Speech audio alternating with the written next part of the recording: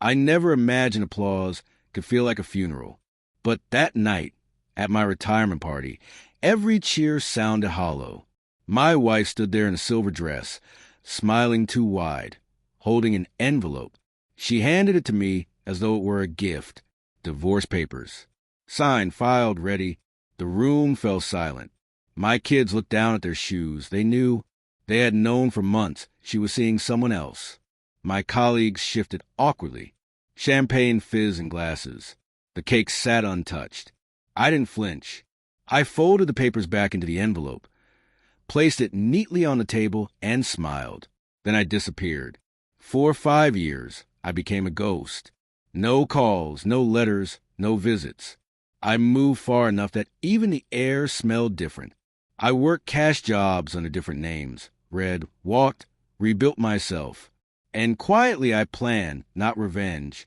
Not yet. That would come only if fate offered me the chance. Fate did.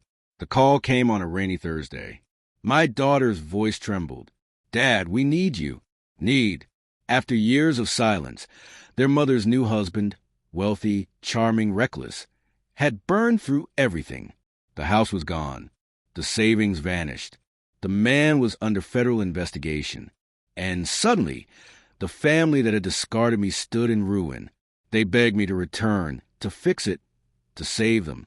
And I did return, but not as the man they remembered. When I walked to the door of my old home, the one I had paid for, the smell of mildew and desperation hit me. My wife's hair was thinner. Her voice cracked when she tried to sound proud. My son barely met my eyes. I let them talk, plead, explain.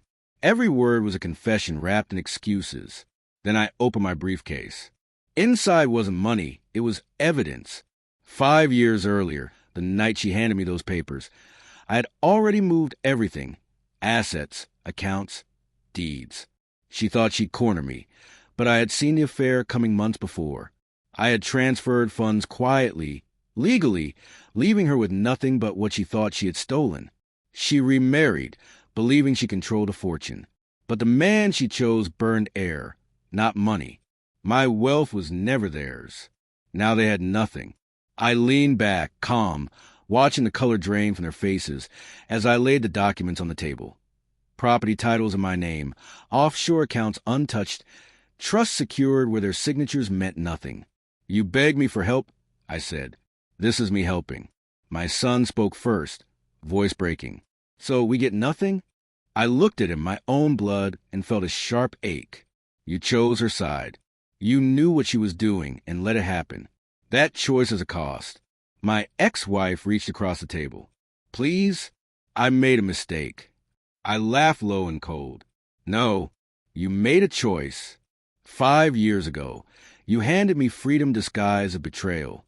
Tonight, I hand you the bill. The next morning, I called the bank. Not for them. For me. I made a donation, millions, to a foundation in my own name.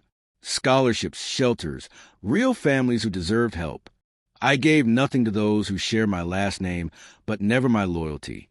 Word spread fast. My children called, begged, shouted. My ex-wife wrote letters I never opened. They told the world I was cruel, heartless. But behind closed doors, they knew the truth. I hadn't destroyed them. I had simply refused to save them.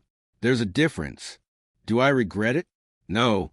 I gave them silence when they gave me betrayal, absence when they gave me lies. And when they came crawling for help, I gave them the one thing they never expected: justice. Revenge isn't always loud. Sometimes it's the quiet satisfaction of watching people choke on the consequences they serve themselves. I still live quietly. A small house, a garden, peace. Sometimes I take out that envelope, the divorce papers she handed me at my retirement party, and I smile. They thought it ended me. Instead, it saved me. In the end, I didn't just disappear. I let them drown in the silence they left me with. That was my revenge. And it was perfect